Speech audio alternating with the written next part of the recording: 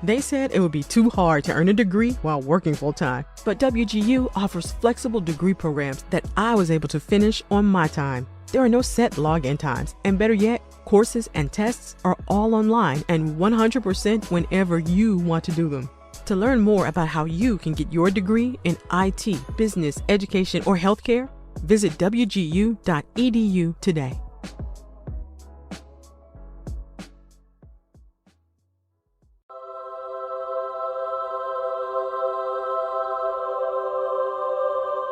It's Anaconda, and welcome back to What's Love's Got to Do with It. It's a brand new week and a brand new episode. I'm so excited. I'm actually at my childhood home. I'm in Perth, Western Australia. I'm doing a show here, and I am back with the family, which is really lovely. Last night I had dinner with my mum and my dad and my brother and my sister. My sister's got a bun in the oven. She's pregnant, which is exciting. So I'm gonna be a gunkle soon, everyone. So I'm over the moon. But it is nice to be back at home. I think it's interesting when you go back home, especially when your siblings are all there together, we all revert back to being like the child that lives within us. You go back to being like wanting to be fed from mum and dad, having them do your washing, all that drama. I don't know what it is. Maybe it's like a muscle memory when you go back home to do all these things. But it's really joy. And that's behind us is there's this urn and that little photo. That's our childhood dog Ted, and he lives here. So that's where Teddy is. So Teddy's watching us today. That was sad when Teddy died, but he had a good innings. He had a good run in life, little Ted. It was a beautiful little dog. My mum does still think that he wanders around the house following her. If you see a little ghost dog in the background, that's Ted. But yeah, I'm excited for today's episode. We've got a beautiful sister of mine joining us, and it is Mayhem Miller, an absolute legend of the drag world, obviously from RuPaul's Drag Race, but beyond that, before Drag Race, Mayhem was a legend known around the world. We knew about her so long before Drag Race, and to even call her a friend is just absolutely wild and mind-blowing to me. But we dive in deep. We talk about a good friend of hers, and we go into this. We have a really great time talking about this dirty story, which is so hysterical. We touch upon Drag Race, obviously, but May comes out with some beautiful wise words and some lessons and a lot of takeaways for all of us to apply into our life. So I don't want to waste any more time. I want to get straight into this episode. So we'll be back right after this break, and it will be with the beautiful Mayhem Miller.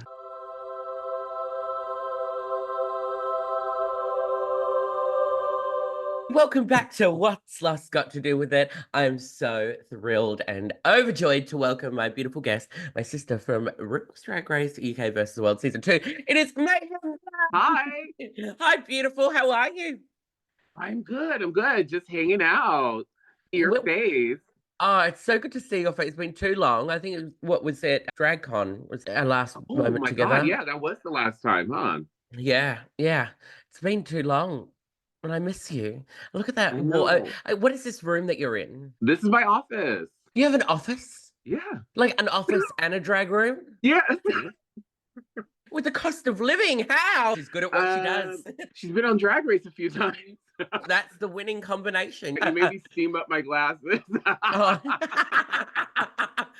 I love it. So these are your accolades behind you in your Yeah, I have my season 10 trophy there and a bunch of other like trophies I've gotten over years for competitions and stuff. And in my office, I have a ton of fan art that I've collected over the years. I save everything anyone gives me and I put it up in my office. I have lots of flyers from old shows that I used to host, pictures of all my friends and my family. Yeah, photo shoots. It's like a little den of just treasures. I love it. It is. Oh, A I'm lot of my fascinated. favorite little things. I'm just at my parents' house. That's our dead dog, Teddy.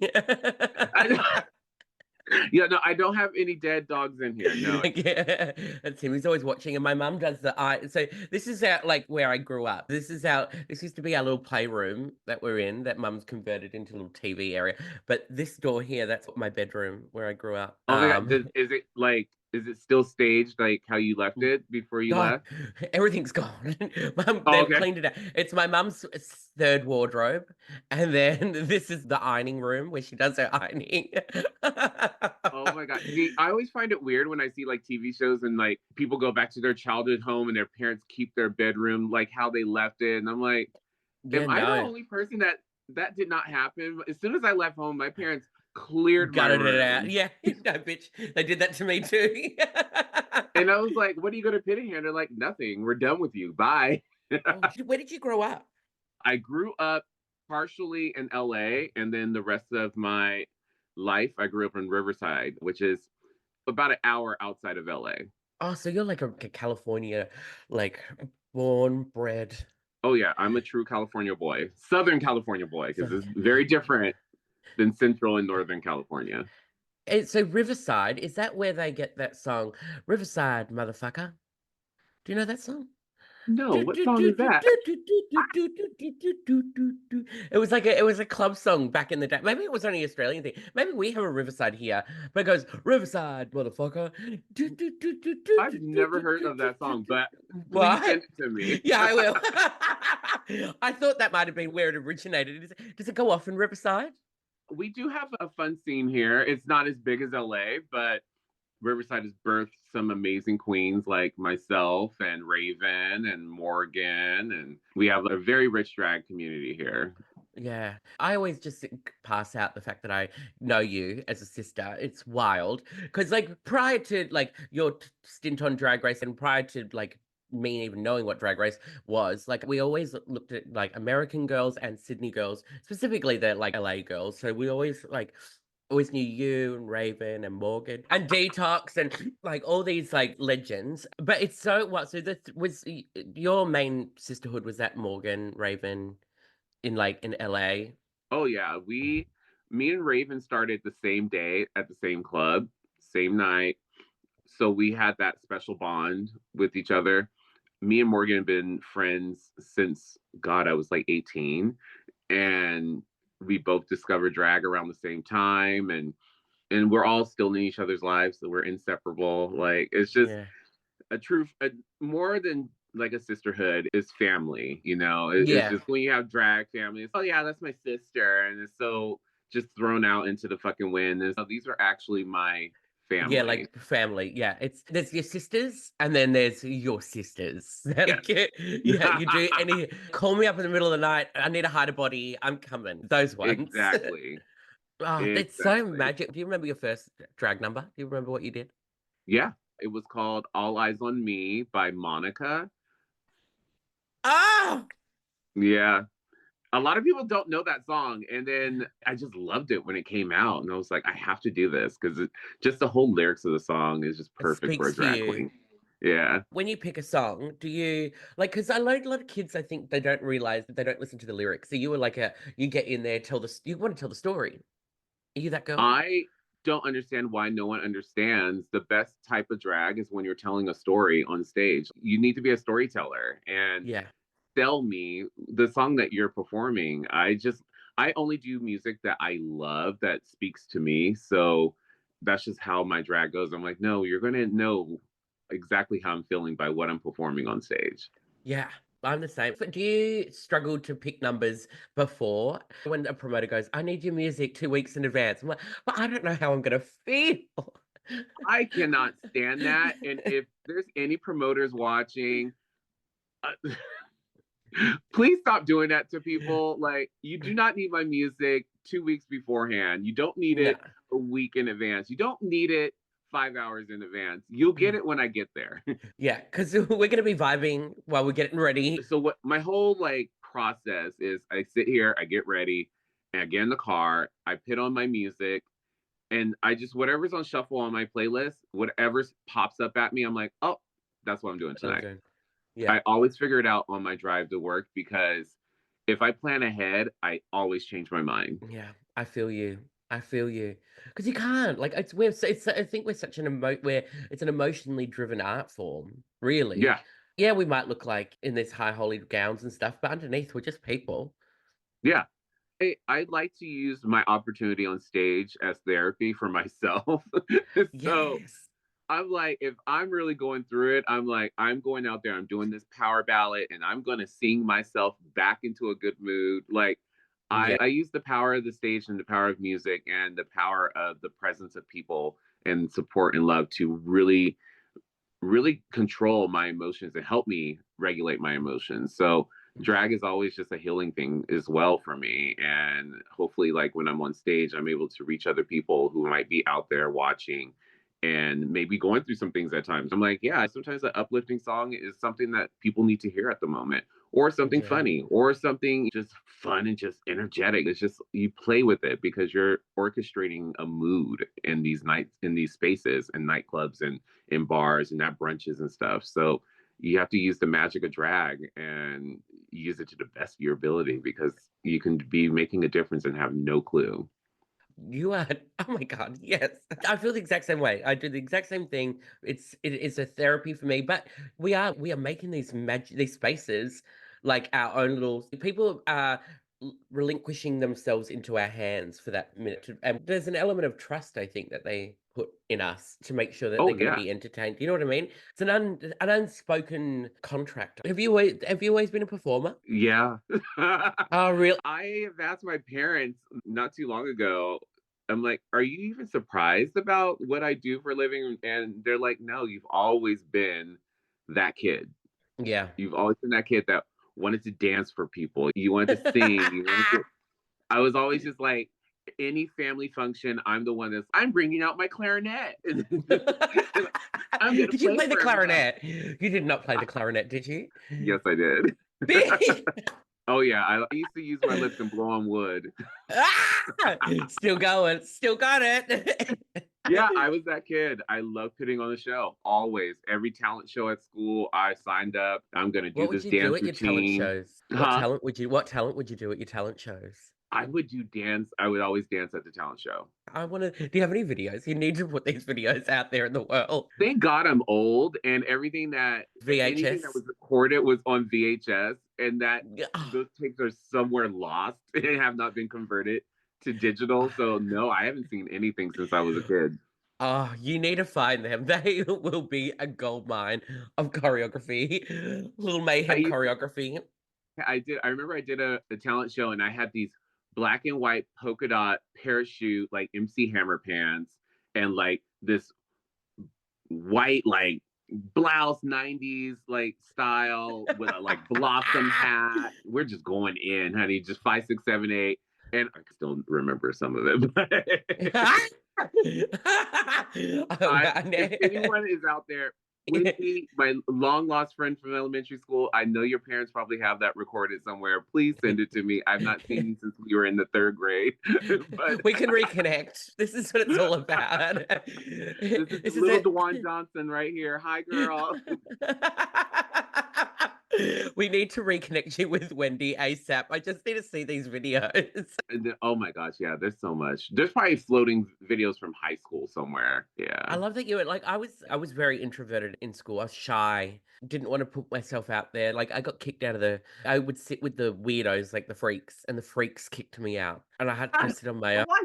I was a loner. I was full loner. It wasn't Really? That yeah. surprises me because you have such a magnetic personality. I would think that you were like popular in school. Nah, little shy kid, didn't really want anything to do with anyone. Obviously, being back at my parents' house, we've been going through old photos and going talking memories and all that stuff. But every best friend I had through my life, they've all turned out to be gay. So you always found the gay one. Yeah, like they're literally all gay. Interesting. Yeah, it's weird. I don't really understand how that happened. I remember when I was in elementary school, I think maybe third grade, there was a friend that I had. He was like my best friend, but I knew that he was like me, but I didn't know You know what what it that was. was. So, like, now Yeah. as an adult, I'm like, oh, I think he was gay as well. Yeah, you ran on Yeah. that level. So, yeah, no, but that was like probably my only like gay friend, best friend when I was growing up. Yeah. Nah, all of Everyone else mine. was straight. And there's 6 of them, all gay. Oh, wait, no. I do have another gay friend that I grew up with. Yes. But Do we you? didn't know but I didn't know she was gay back then. Oh, she's a leso. Yeah, she's a lesbian. Oh, I love lesbians. Yeah. I love lesbians. You know what? I want to ask your opinion on this because I always believed that drag queens and lesbians had this just unspoken love and protection for each other when I Yes. started. I feel that is sometimes getting lost by younger drag queens that don't understand or respect lesbians as much as we should. Do you think that? I agree with that but I think it's different for me here because the lady presence is not in the spaces where I'm at all the time. Yeah. Well, that's the thing. That's because there used to be a lot more lesbians in queer venues. Like I remember growing up here, always lesbians around, and now they're just like thinning out, and the gays just aren't You as want to know welcoming. why? You Why? want to know why?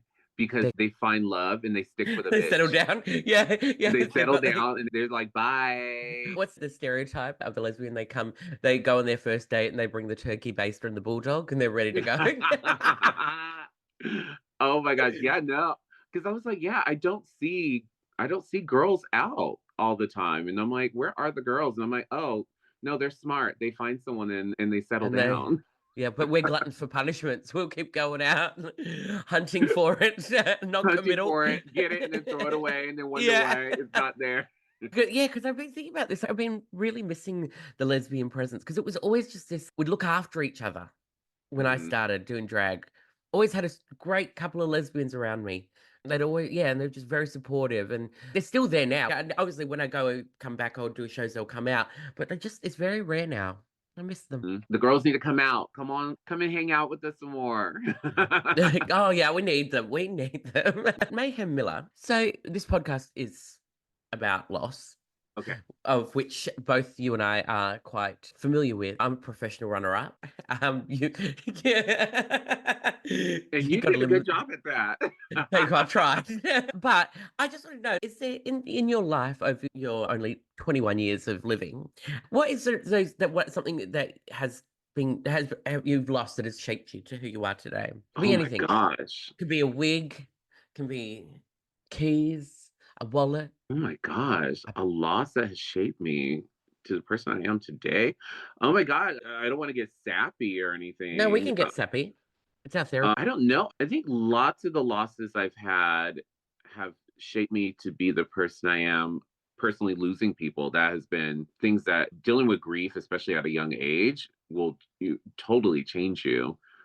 But When was your first experience with the Yeldy Grim Reaper? the one that really rocked my world was losing my best friend, and that really ruined me. How old were you? Yeah, I was. How old was I? I was like what 20. I want to say maybe 23. So you're like, it's all just, you're still figuring out the world. Yeah. Like my Danny, honey, he was a really good friend. Like when I was going through a hard time after coming out and becoming a drag queen and all that, he gave me a place to stay. And I had nowhere to go. And he was like, get in my car. He took me to Target and no money. I had no job and I had no car, nothing. And he took me there. He was like, get what you need and we'll figure it all out later on.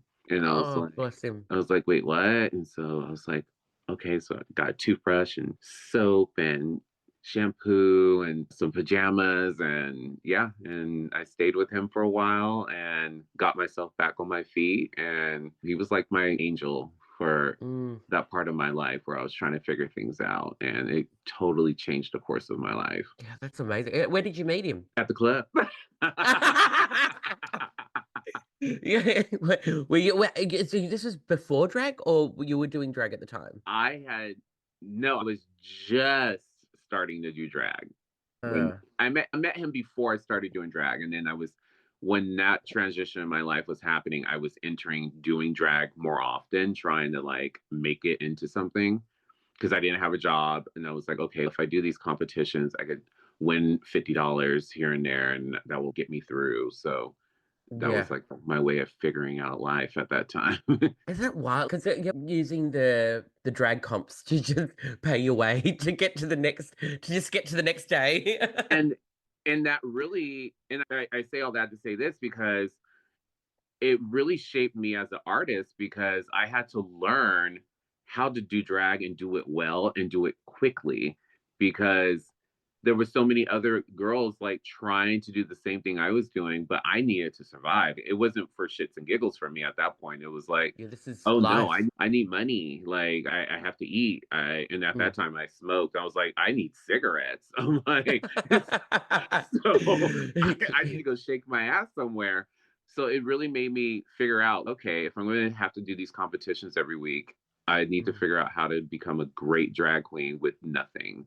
Yeah, that's what. So did Danny help get you started in your mayhem ways? No, he was okay. Yes, in a way. So whenever I would perform, he would come and make it rain on me at every show.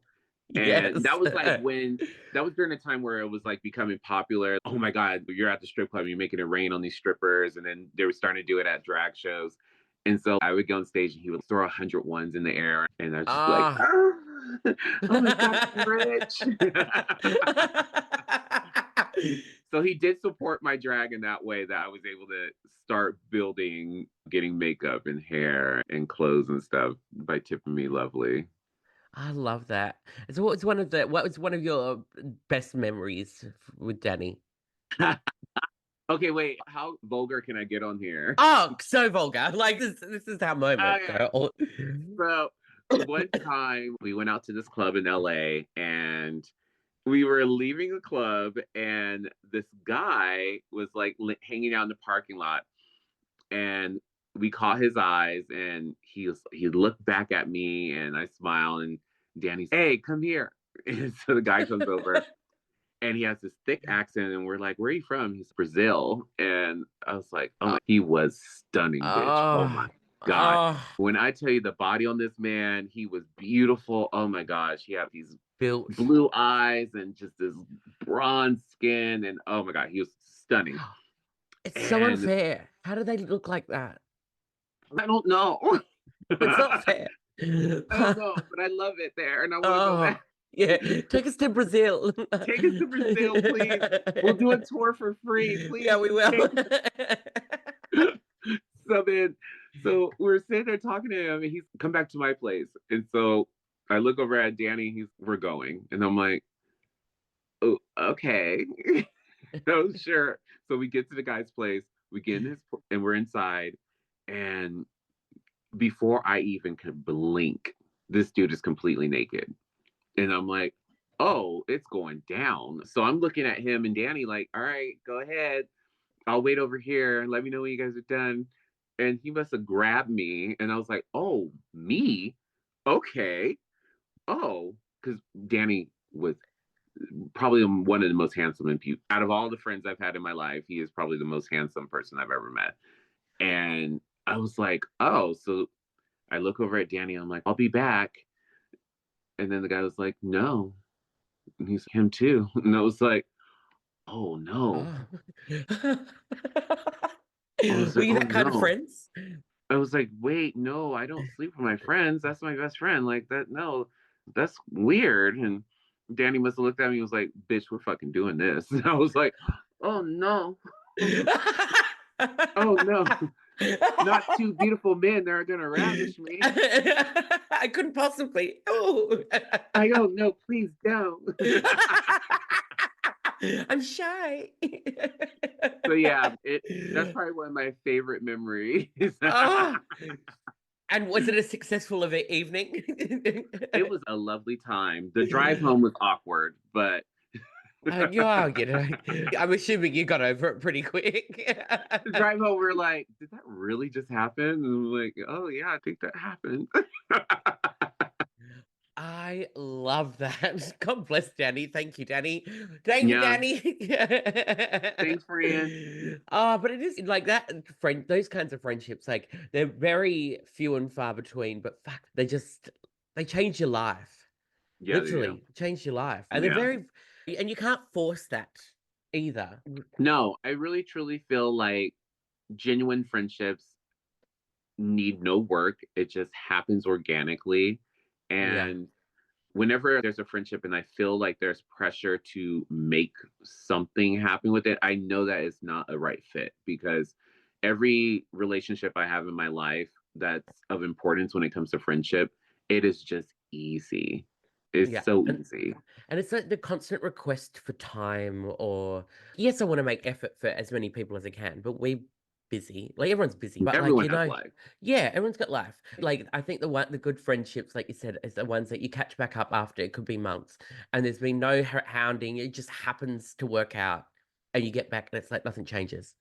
I have, because like you said, we're really busy with our schedules, with everyone is. And so like for me, I think it's important, especially once I got on the show, I was like, I didn't realize how much of my life was going to change. I knew it would change because I had so many Mm, friends that have been on it and I've seen what they had to go through, and I was like, okay, I can expect certain things.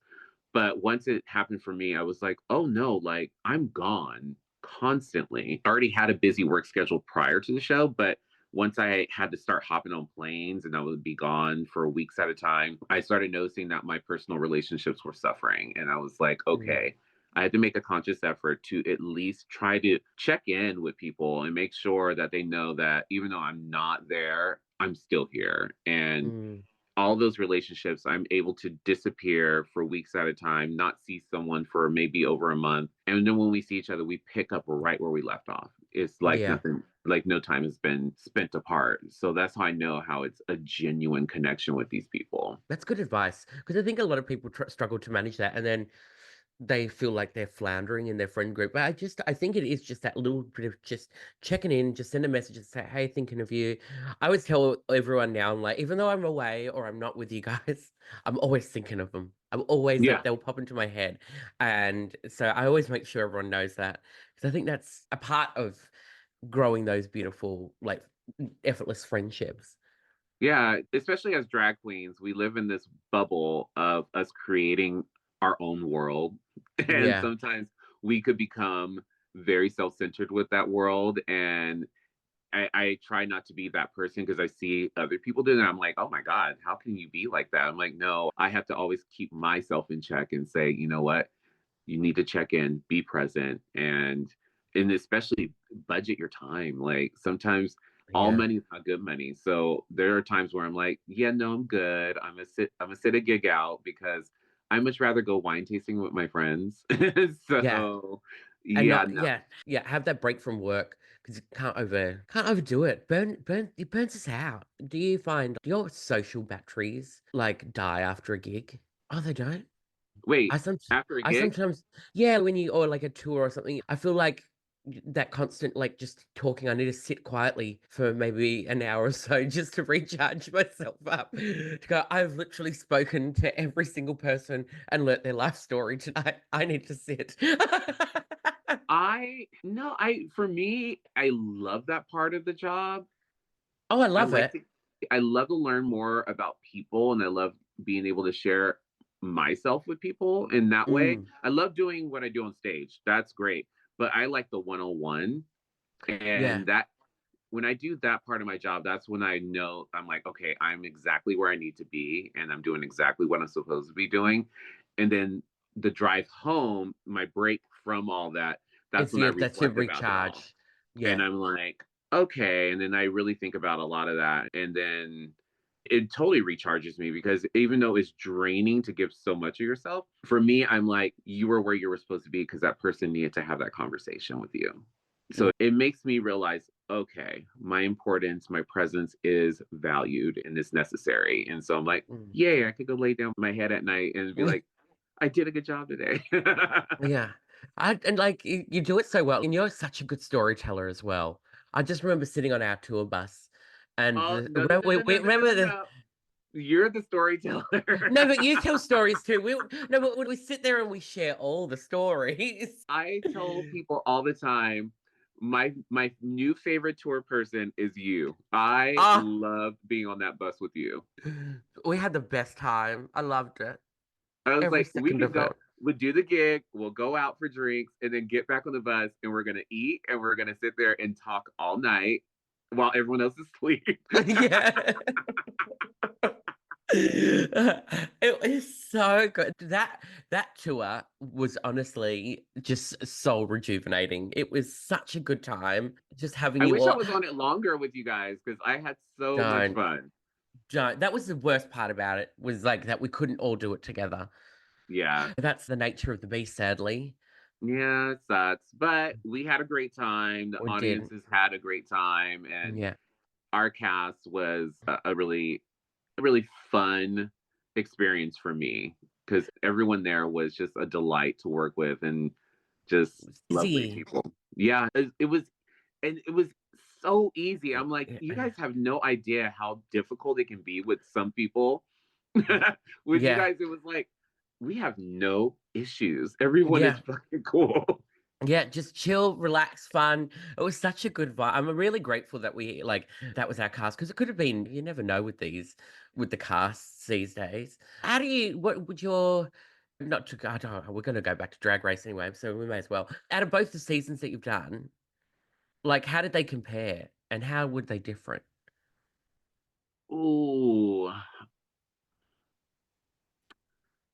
I like them both for different reasons.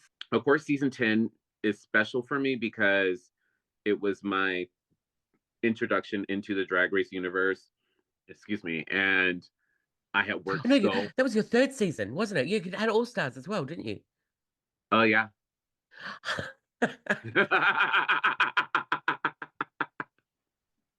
Yeah, I forgot. Okay.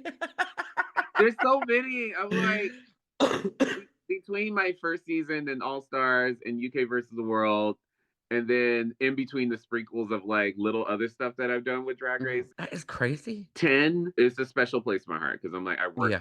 so hard to get there and I finally got there and it happened at the right time for me. I would have loved to be on the earlier season, but I think being on 10, it would happen when it was supposed to. And Yeah. then when All Stars came, I was really excited for that one because I was like, okay, I did 10. I left early, mid show, and I felt like I was so new to the whole TV thing and I was going into it with the expectation of being like, this is a competition of who's the best drag queen in this room.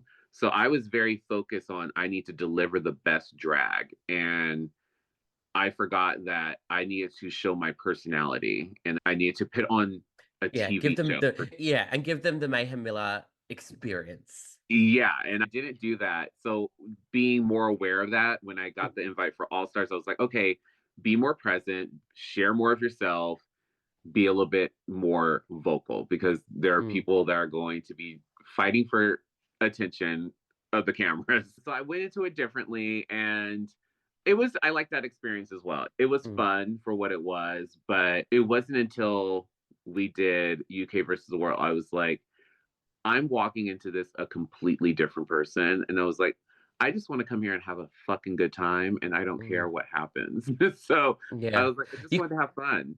You could And feel that energy palpitating off. You just I was just like, I just want to enjoy it. I was like, I'm just happy to be here.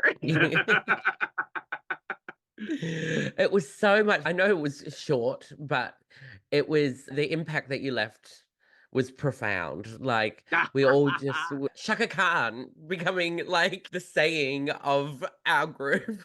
It was that day was so funny for me because I was like, how am I laughing at my own shit when I know I'm not supposed to be laughing? I'm supposed It to be was serious right now. And I'm looking over at you guys. I'm looking at Rue and everyone. I'm like, oh we fuck. but we were like, I think they gigged you because I think the first time that you did it when everything went wrong, but it was so funny and we were all howling with laughter. It was so funny. When I tell the story to everyone, I'm like, you guys have no idea. I was like, it was funny. We were all laughing so It was hard. hysterical. I was And then like, they it gave you wasn't. the dad one. I They was put the like, wrong one on. I was like, no, give us the other one. Yeah. The other take is hilarious. But it's so funny. Like, you gave them the real reality TV thing. You gave them a good one and a bad one, and they just were like, "We'll see what happens."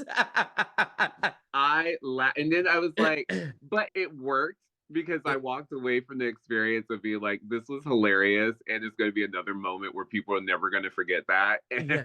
And it still hasn't. The memes still pop up. It was the funniest fucking thing. I was like, oh, she's won. She's won, everyone. She did so good. I was wrong. I thought it was so fucking funny. I was like, I walked away and I was like, oh my God. I I'm was like, crying well, over again. I was like, here we go. Oh, it was so good. It really just tickled me. Would you classify yourself as a comedy queen? Yeah, absolutely. People don't realize that I'm a comedy queen until they come to Mm. see a show that I host. Yeah. And then when they You're see me on the hosting. microphone, they're like, wait a fucking minute. You're hilarious. Why don't we know this about you? And I was like, because I never get to make it to a roast. I never get to a roast. Or I never get to fucking Snatch Game. I'm like, I never get to do the funny shit ever. Who would you do for Snatch Game? Oh God, I have a lot of characters that I would have did, but when I was there, I brought Kanye West. Camp. And the producers they tried to get me not to do it. They were like, can you please pick a different character? And I was like, no, I want to do Kanye. And they're like, he's so controversial. We don't know. And I was like, I don't care. It's about to be hilarious. And they're like, Yeah. oh, are you sure? I'm like, yeah. I was like, Yeah. I'm going to do Kanye and you're Yeah. going to fucking laugh. And they're like, okay. But I didn't make it. I would die to see because you know what? Yes, these people are controversial, but that's what drag's about. You're meant to make you're meant to make light of that. My show, whenever I'm doing my crowd work, it is all crude and rude and just good classic drag where you're going to get insulted. And I don't understand why that's a lost part of our art form, because a lot of people in this new day is, oh no, you can't say this, oh no, you can't say that. And I'm like, we're drag queens. We're supposed to say these things. We're supposed to make life funny. You take the lemons and you make the motherfucking lemonade, bitch. And if you can't make fun of yourself, who the fuck can you make fun of? I'm like, shit, I'm gonna sit there and I'm gonna say the jokes about my own damn self so that everyone knows I don't take myself fucking serious. So you better sure not take yourself serious. Because that's the thing. Everything was on the, like when I started doing drag and hosting, everything was on the table, including ourselves, because we were the butts of the joke. We were the freaks. We were the underground. So I'm you make fun of everything. A woman with my fucking dick tickling my butthole. Bitch. I'm the one that everyone should be laughing at right now. Yeah. Oh my God. But it's so true. And like, I do think that that's the one thing that disservices kids these days is that life doesn't come with a trigger warning or an offense meter. Like you're gonna get offended in life. You're gonna have your feelings hurt. That is life, bitch. Yeah. And you need to get a thick skin, bitch, because guess what? There are people in this world who don't give a fuck. They're becoming more and more brazen. I like to think people go around the world doing things and living life with the best intentions and try to be good people, but that is not the case. Some people just do not give two shits about anyone else. I'm sadly one of the people who overly thinks about everyone else. Me too, bitch. And I consideration wish I was queens not that way. I wish I was one. I wish I was the asshole, because I'm like, those people seem to just float through the world with not a care, and I'm sitting here bearing the weight of the world on my shoulders. I'm like, oh fuck. I'm like, I just want to wake up one morning and just get out of bed and be like, fuck you, fuck you. I'm gonna tap dance on your goddamn grave. But you know what? We would fucking do that. We'd go out, we'd have one day doing that, and we come home at the end of the day and feel so much regret and remorse.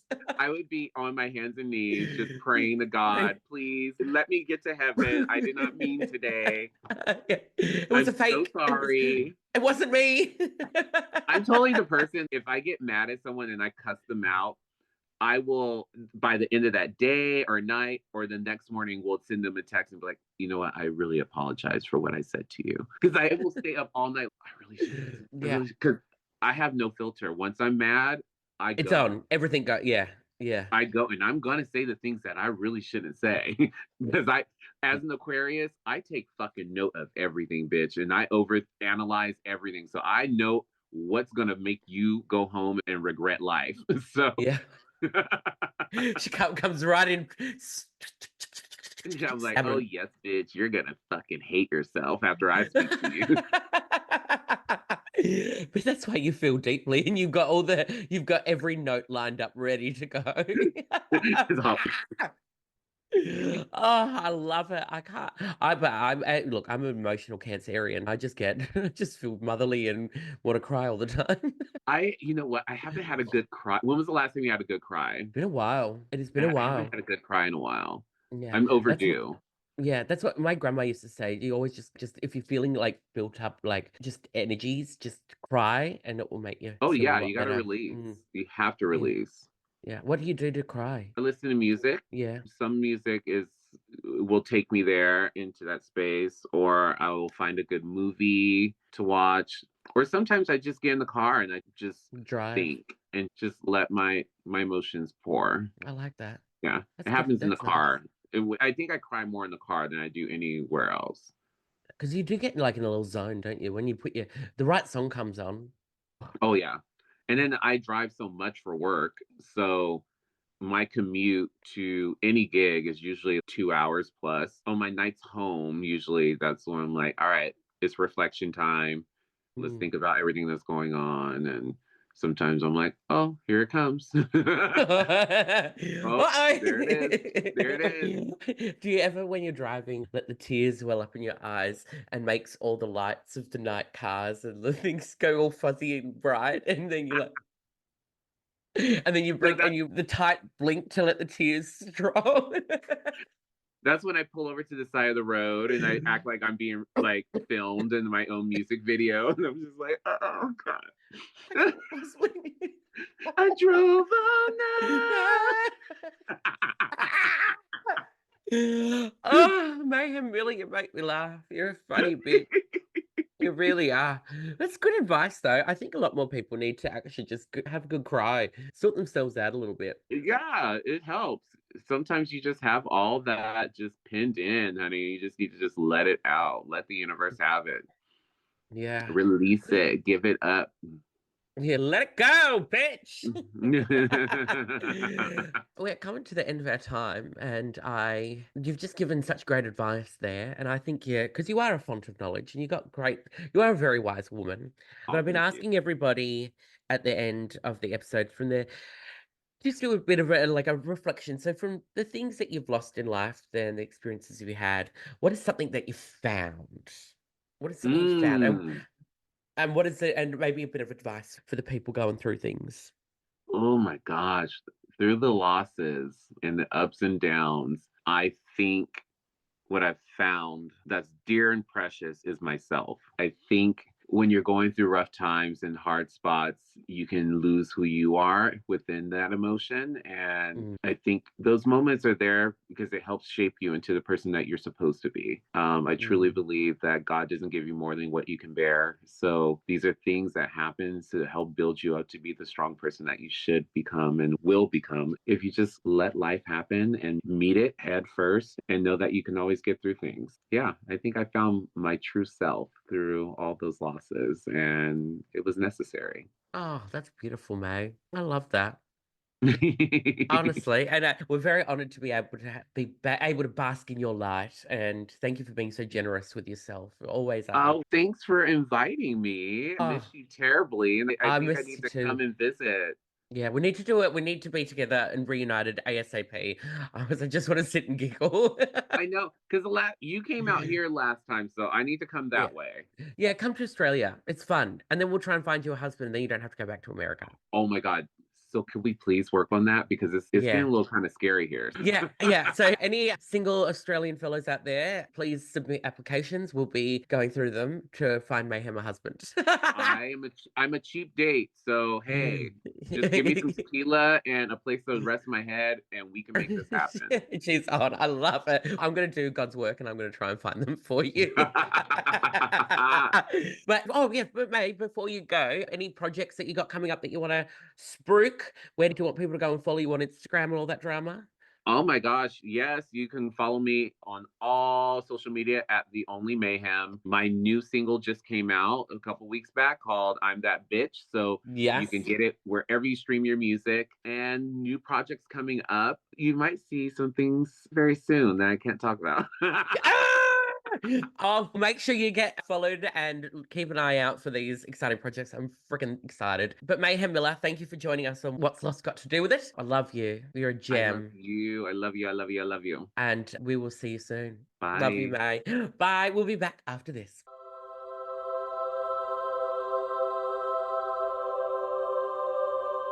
My gosh, everybody, welcome back to What's Lost Got to Do with It. That was our beautiful guest, Mayhem Miller. And what a storyteller. I told you at the start, she is made of just wise words and good feelings, like just makes you feel warm and fuzzy. It's just like, I miss being around May so much.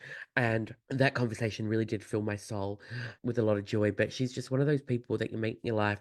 It's just effortless and fun and joyful. And she just is so generous with her heart and her soul. And I just honestly thank you, May, for joining us. You're an absolute gem and a joy. And yeah, really grateful. So I hope you've enjoyed listening to Mayhem Miller. In our final segment for the podcast, before I let you go about your week, it is time for Healing Hands.